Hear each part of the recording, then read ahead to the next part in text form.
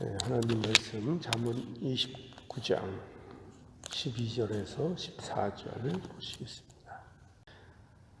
관원이 거짓말을 신청하면 그 하인은 다 악하니라. 가난한 자와 포학한 자가 섞여 살거니와 여호와께서는 그들의 눈에 빛을 주시느니라. 왕이 가난한 자를 성실히 신원하면 그 의가 영원히 경고하리라.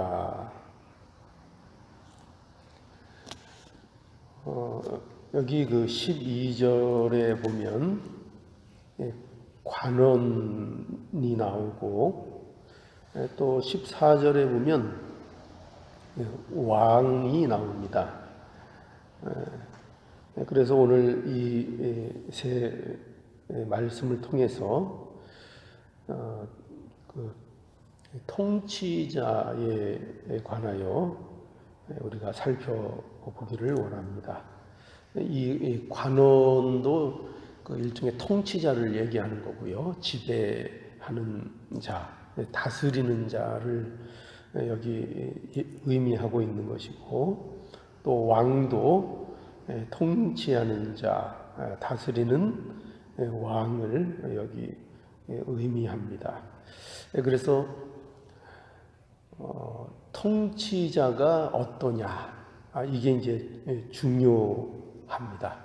세상에서도 그렇잖아요, 그죠? 누가 왕이 되느냐, 이게 중요합니다. 그래서 이 말씀을 통해서 우리가 우리의 왕이신 예수 그리스도에 대해서 우리가 좀 생각해야 되겠는데, 우리 예수님이 우리의 그리스도가 되시죠. 그렇죠? 그리스도가 무슨 뜻이죠? 그리스도는 기름 부음을 받은 자. 그런데 구약에 기름 부음을 받은 그 직분이 세 개가 있죠. 뭡니까? 선지자, 그렇죠? 그리고 제사장, 그리고 왕이 있죠. 그래서 예수님이 우리의 이제 그리스도가 되시는데, 그런 의미에서 예수님은 우리의 왕이 되시는 겁니다. 우리의 왕이 되시는데, 그런데 이 예수님이 어떠한 왕이신가 하는 게 중요한 거죠. 왜냐하면 왕이 어떠냐 하는 것은 무엇과 연결이 되죠? 그의 백성이 어떻게 살게 되는가 하는 것은 그 왕이 어떠한가에 달려 있기 때문입니다. 그래서 오늘 이 말씀 통해서 하나님은 예수 그리스도는 우리에게 어떤 왕으로 역사하시고 왕으로 오셨는가 하는 것을 보기를 원합니다. 오늘 그 본문 12절에 보면 우리 함께 보죠. 12절, 관원이 거짓말을 신청하면 그 하인은 다 악함이라, 이렇게 말씀하죠. 여기 관원이 아까 뭐라 그랬죠? 관원은 통치자를 얘기한다 그랬어요. 그러니까 직접적으로 왕을 칭하는 의미일 수 있습니다. 그래서 여기 또 보면은 관원이 거짓말을 신청한다, 이렇게 되어 있는데, 이 거짓말을 신청한다는 것은 이 왕이 거짓말에 귀를 기울인다, 그런 뜻입니다. 그러니까 그 거짓말에 귀를 기울이고 어떻게 보면 거짓말에 속을 수도 있고, 그렇죠? 그리고 거짓되게 그 국정을 벌 수도 있게 되는 거죠. 그러면 왕이 그렇게 거짓에 귀를 기울이는 왕이 통치자가 돼서 왕이 되면 그 밑에 신하들도 다 악하게 된다. 이렇게 이제 말씀하고 있는 겁니다. 그러니까 이게 무슨 뜻인가 하면, 그러니까 통치자의 어떤 그 가치, 또 통치자의 말과 행위, 통치자가 어떻게 하느냐에 하는 것이 그 신하들에게 그대로 반영이 된다 이겁니다. 그러니까 그래서 어떤 왕이 되느냐 하는 것이 그래서 중요하다는 거죠. 왕이 누구냐에 따라 신하들도 어떻게 된다고요? 그 왕의 영향을 받을 수밖에 없는 거죠. 그러니까 거짓된 왕이 통치하면 그 밑에 신하들도 어떻게 한다고요? 그 거짓되고 악한 일들을 함께 해 나갈 수밖에 없게 된다는 거죠. 그렇지 않습니까? 그러니까 왕이 거짓되면 그 왕의 거짓됨이 그대로 누구에게 반영된다고요? 신하들에게 그것이 반영이 돼서 나타난다는 거죠. 그러면은 그 나라가 혼란스러워지는 거죠. 그러니까 이처럼 지금 그래서 뭐를 강조하고 있는 거예요, 결국. 왕이 어떠냐가 중요하다 이거죠. 그죠?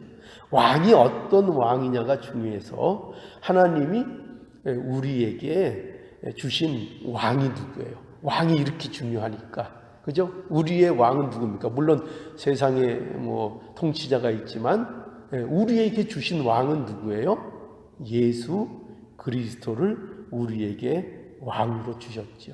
그러니까 예수님이 우리의 왕이 되시도록 우리를 다스리고 통치하시도록 하나님께서 그렇게 해 주셨다는 겁니다. 그러니까 예수님은 어떤 왕이에요? 신실한 왕이시죠. 그죠? 여기 12절에 보면은 여기 나타나는 왕은 어떤 왕으로 나타나고 있죠? 통치자는 거짓된 통치자. 그래서 그 신하들도 그 거짓에 함께 동참할 수밖에 없는 그런 왕이라는 거죠. 그러나 우리 예수님은 어떤 왕이신가 하면은 신실하신 왕이시고 우리 예수님은 진리의 왕이시고 그래서 그 예수님의 그 진리 대신 그 예수님의 신실하심이 우리를 어떻게 합니까? 악한 것으로부터 우리를 보호하고 우리를 지켜주신다는 거죠. 그러니까 그래서 왕이 중요한 거죠. 왕이 누구냐에 따라 그 백성이 그 의로운 왕의 그 다스림과 통치 아래 있어서 보호를 받는 것과 마찬가지로 예수 그리스도께서는 그분이 진리니까 그분이 신실하시니까 그 신실하심과 그 진실하심 때문에 그 통치 속에 있는 백성들도 어떻게 한다고요? 악한 자리에 가는 것이 아니라 선한 자가 되고 또 그 보호를 받는 그 은혜와 복을 누리게 된다는 것입니다. 이것이 예수 그리스도를 왕으로 삼고 그 신실하심을 따르는 자들의 복됨이지요. 그러니까 예수님이 신실하셔서 그 신실하심이 우리에게 영향을 줘서 우리도 그 신실하심을 따라가는 자가 되도록 하나님께서 우리에게 역사하신다는 거예요. 예수 그리스도 안에 있으면 예수 그리스도의 통치를 받으면 우리도 어떤 삶을 살게 돼요? 신실하고 의롭고 진실한 삶을 살도록 그렇게 역사해 주신다는 겁니다. 그러니까 우리의 왕은 우리를 가만히 두시는 왕이 아니에요.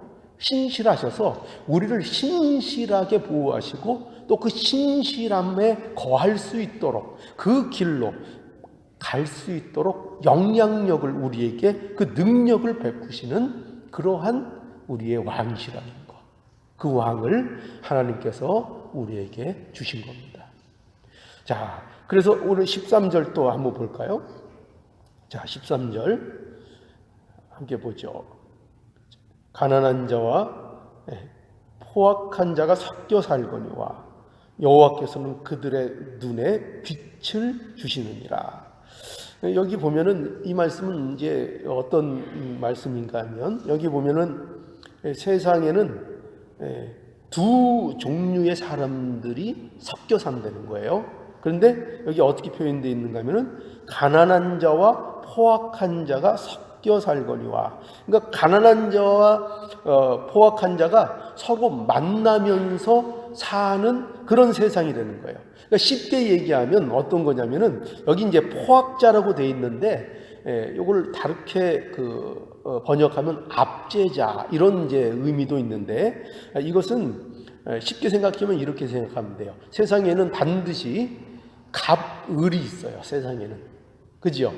갑이 있고 또 을이 있고 언제나 좀 이렇게 좀 상대적으로 지배를 당하는 사람들이 있고 또 상대적으로 우위에 있어서 뭐 물질적으로든지 뭐 권력적으로든지 어떻게든지 뭐 이 세상에는 차등이라는 게 있어요. 그래서 가난한 자가 있고 상대적으로 그들보다 우월한 어떤 위치나 자리에 있는 자들이 있습니다. 그러니까 이 세상은 항상 이 두 사람들이 공존하면서 섞이면서 서로 만나면서 사는 게 이 세상인 것입니다. 그런데 하나님이 뭐라고 말씀하시는가 하면 하나님은 그들 모두에게 그들의 눈에 빛을 주신다 이렇게 말씀하고 있어요. 그들의 눈에 빛을 주신다는 건 뭐냐면 그들에게 모두에게 생명을 주신다는 거예요. 생명. 여기 빛을 주신다 이렇게 돼 있는데 생명을 주신다는 의미입니다. 그러니 보십시오. 가난한 자나 그들보다 나은 입장에 있는 자들이나 하나님께서는 어떤 하나님이시라는 거예요? 모두에게 공평한 하나님이시라는 거예요. 그러니까 그들이 세상에서 잘 살든지 못 살든지 가난한 자든지 그들보다 우월한 위치에서 그들을 부리는 자들이든지 누구에게든지 하나님께서는 공평한 하나님이라 이렇게 말씀하고 있는 거죠. 그러니까 이 공평하신 하나님이라는 것은 우리에게 두 가지 교훈을 줍니다. 어떤 의미에서 교훈을 주는가 하면은 가난한 자에게는 이 말씀이 공평하신 하나님이 가난한 자들에게는 어떤 하나님으로 느껴지겠죠? 의로의 하나님. 그렇죠? 의로를 주신 하나님이죠. 왜냐하면 왜 그럴까요? 하나님은 공평하셔서 사람을 어떻게 대하지 아니하십니까? 그 사람이 무엇을 가졌는가, 어떤 사람인가 하는 세상적인 가치나 세상적인 조건으로 사람을 대하지를 않으시는 거예요. 그런 것 갖고 사람을 대하지 않으시는 거예요. 그러니 세상적인 가치를 소유하지 않은 사람들의 입장에서 이 하나님은 의로의 하나님인 거죠. 왜? 하나님은 그런 것 갖고 사람을 판단하거나 대하지 않으시기 때문이죠. 그러나 반대로 또한 그들보다 가난한 자들보다 나은 위치에 있는 자들에게는 이 말씀, 이 공평하신 하나님은 또 하나의 경고도 될 수가 있죠.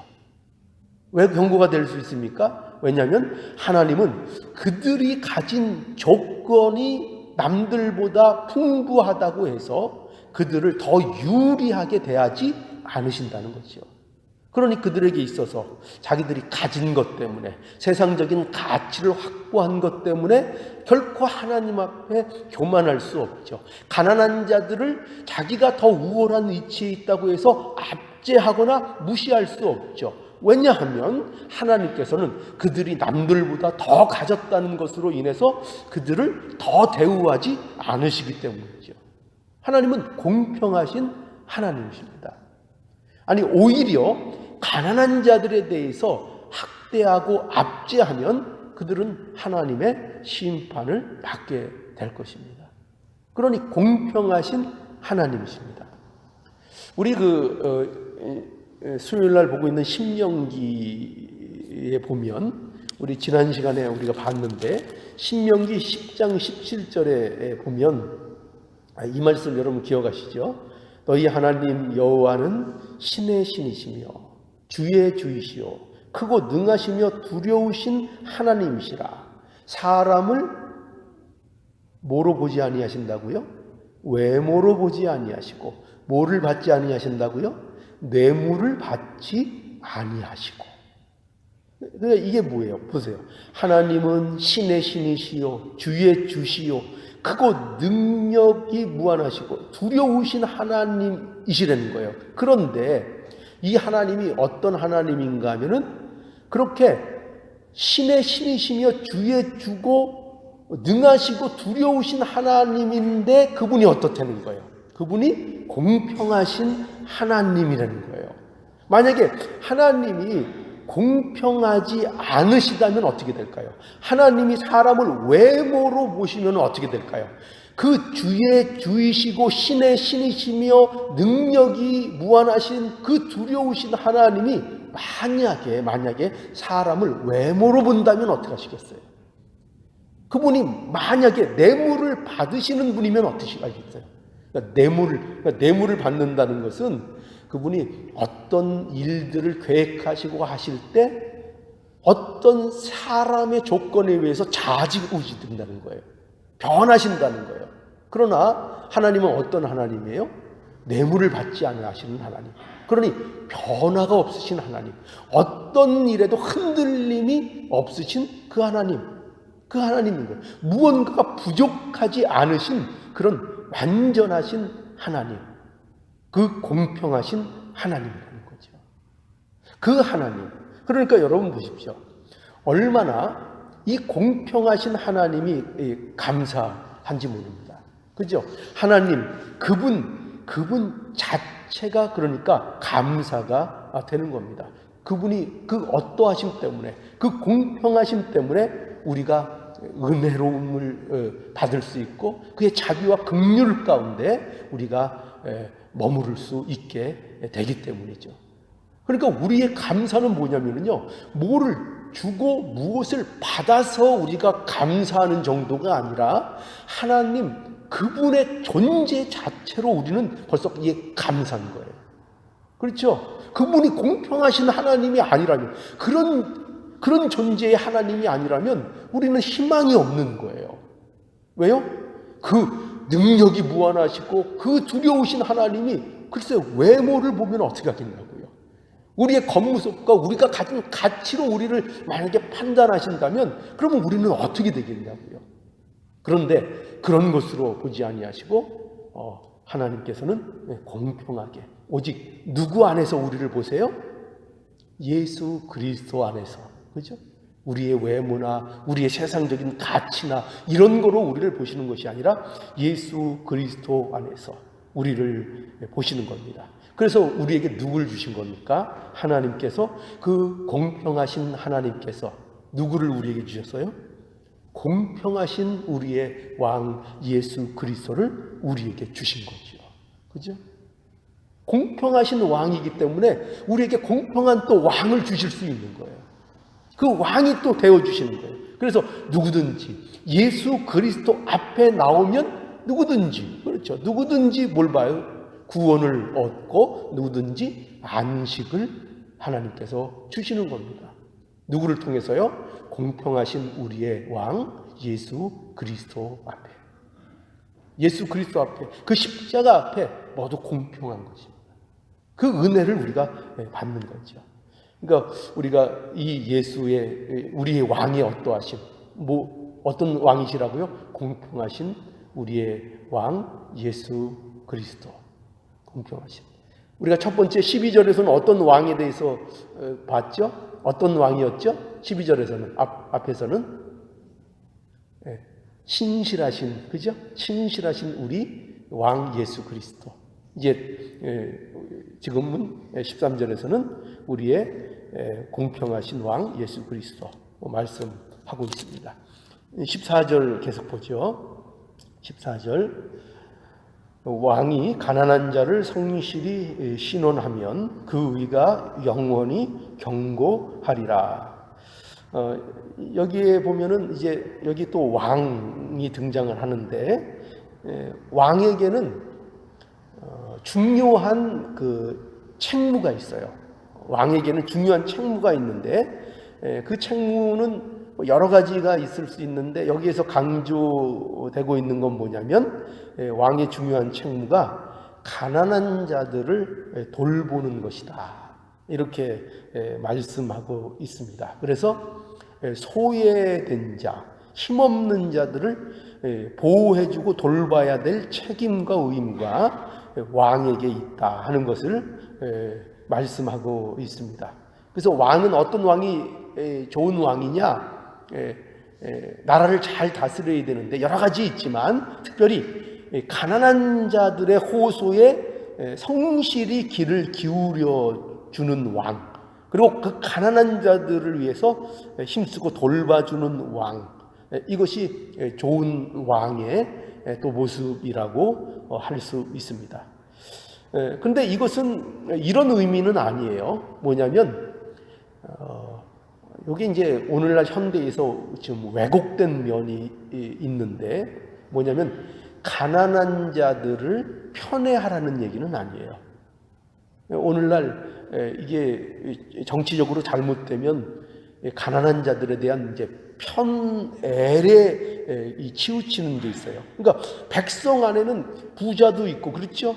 가난한 자도 있고 여러 종류의 다양한 사람들이 이 백성 안에는 있잖아요. 그러니까 왕은 어떻게 돼? 그 모든 사람들을 위해서 보호하고 그들을 지킬 의무와 책임이 있죠. 그런데 가난한 자들만 편애한다거나 부자들만 편애한다거나 어떤 특정한 부류에 있는 자들만을 편애하는 것은 그것은 왕의 그 위치에 맞지 않는 것입니다.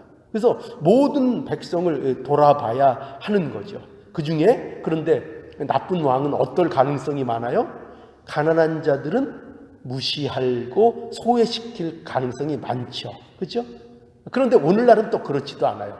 왜냐하면 좋은 의미에서가 아니라 오늘은 어떤 소외된 그 다수들을 정치인들이 이렇게 좀 그 정치적으로 이용하기 위해서 또 가난한 자들을 위한다는 정책을 많이들 쓰잖아요. 그런데 그게 정말 가난한 자들을 위한 정책이라기보다 가난한 자들 다수의 어떤 요새는 누구든지 한 표라는 것을 행사하기 때문에, 그렇죠? 가난한 자나 부자나 다 한 표를 행사하기 때문에 그런 어떤 정치적인 그 이득을 얻기 위해서 또 이렇게 가난한 자들을 많이 이렇게 편들어주는, 물론 뭐 그것 때문에도 가난한 자들이 뭐 이득을 보는 건 뭐 그들 입장에서는 좋겠죠. 그러나 이게 의도는 좀 불순하죠. 그러니까 완전한 왕의 그 책무로서 하는 것이 아니라 정치적인 목적, 이용하려는 거죠. 그러니까 이용.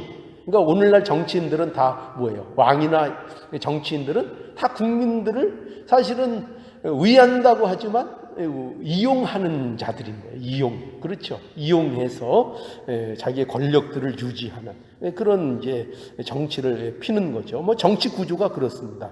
그래서 뭐 정치를 탓하자는 건 아니고, 하여튼 정치는 그렇다는 거예요. 그러니까 세상 왕은 아무리 선하다고 해도 그런 뭐 그늘과 그런 이 일들을 다 감고 함유하고 있는 것입니다. 그러나 우리의 왕이신 예수 그리스도는 다르다는 거죠. 하나님은 어떤 하나님이신가 하면 아까 우리 신명기 10장에서 본 바와 같이 그 신명기 10장 18절에 보면은 계속해서 이런 말씀이 나와요. 고아와 과부를 위하여 신원하며 나그네를 사랑하사 그에게 식물과 의복을 주시나니. 그러니까 하나님은 어떤 하나님이라고 말씀하고 있는가 하면은 하나님은 능력이 무한하시고 두려운 하나님이시고 신 위에 신이신 그런 하나님이시지만, 그러나 소외되고 연약한 자들을 또한 돌보시고 품고 사랑하시는 긍휼과 자비의 하나님이시라 하는 것을 말씀하고 있는 거예요. 고아와 과부와 나그네를 사랑하시는 바로 그 하나님, 그 하나님이신 거죠. 그래서 여기 말하는 사실 이 고아, 이 과부, 이 나그네가 누굽니까? 이 누구죠? 누굴 얘기하는 거죠? 이게 바로 우리 아닙니까? 그죠? 우리가 나그네와 같은 자들이고, 우리가 바로 내가 고아와 같은 자고 내가 과부와 같은 자죠. 그러니까 어떤 도움이나 어떤 보살핌이 없으면 그저 힘없이 어디에선가 소리 소문 없이 쓰러져서 없어지고 죽어야 될 그런 연약한 존재들이 바로 우리들이죠. 그런데 그런 우리들을 외면하지 아니하시고 하나님께서 품어주시고 자비와 긍휼을 베풀어 주신 거죠. 그래서 하나님은 어떤 하나님입니까? 긍휼과 자비의 하나님. 우리를 버려두시지 아니하시는 그 하나님. 그래서 누굴 보내주셨습니까? 예수 그리스도를 우리에게 보내주신 것입니다. 어떻게 보내주셨죠? 하나님께서 가난한 자들을 위해서 우리가 가난하게 되셨다 그랬잖아요. 그죠? 하나님께서 가난하게 되셨죠. 그게 뭡니까? 그게 역사적으로 어떻게 이루어진 거죠? 어떻게 이루어졌죠? 성육신 하셨잖아요. 그죠? 하나님께서 인간, 사람이 되셨어요. 하나님께서 가난해지셨습니다. 바로 예수 그리스도를 주신 거지요. 가난한 자들을 신원하시기 위해서, 가난한 자들을 돌보시기 위해서 하나님께서 친히 가난한 자가 되어주신 거예요. 세상에 이런 일이 어디 있어요? 그죠? 우리 자신이, 사람이 우리 자신이 가난한 자들을 돌보기 위해서 가난한 자의 입장에 대해서, 아니 입장 정도가 되는 게 아니라 실제로 자신이 갖고 있는 거 모든 것 버리고 기부하든지 하고 실제로 자기가 가난한 자가 되어서 가난한 자와 함께 살며 그들과 함께 동고동락한다는 건, 그거는 얼마나 어려운 일입니까? 그렇죠? 얼마나 어려운 일입니까? 그런 사람들 우리가 존경해야 되죠. 그런데 그 정도가 아닌 거예요. 그 정도가 아니고 하나님께서 그 죄인들을 위하여, 우리를 위해서, 가난한 자들을 위해서, 그들을 구원하시기 위해서 가난한 자가 되신 것입니다. 그게 바로 예수 그리스도 우리 왕이신 것입니다. 그러니 우리의 참 왕이시죠. 이보다 우리에게 온전한 왕이 어디 있겠습니까? 우리의 왕 중의 왕, 참으로 완전하시고 온전하시고 자비하시고 공평하시고 신실하신 우리의 왕 예수 그리스도, 그분을 하나님께서 우리에게 주신 것입니다. 그러니 우리의 삶이 얼마나 복되고, 그 하나님의 그 어떠하심이, 그 하나님의 그분이 그렇죠? 하나님 그분이 얼마나 감사한지요. 그분이 신실하시고 공평하시고 자비와 긍휼이 무한하시다는 그분이, 우리가 무엇을 얻어서가 아니고, 우리에게 실제적인 무슨 이득이 떨어져서가 아니고, 그분 존재 자체가 벌써 우리에게 한없는 감사고, 우리가 그분이 계시다는 것 하나만으로 즐겁고 기뻐할 수 있는 그 자리로 우리를 부르신 겁니다. 그걸 아는 자들로 우리를 불러주신 겁니다. 그러니 우리의 인생의 현실이 아무리 고달파도, 그죠? 눈앞에는 그냥 폭풍만 있는 것 같고 절벽만 있는 것 같고 인생이 고되고 고되죠. 그래도 누가 계시다는 거예요? 살아계신 누가 계신 거예요? 하나님이 존재하신다는 것, 그거 하나만으로 우리는 감사하고 행복하고, 그것이 바로 성도입니다. 그것이 그리스도인입니다. 이 복됨을 우리가 우리의 삶 속에서 더욱더 누리시며 이 왕의 통치를 잘 받아서 하나님 백성의 삶을 우리가 복되게 살아가는, 또 풍성히 누리는 우리 하늘 백성들이 모두 되기를 간절히 바랍니다. 기도하시겠습니다.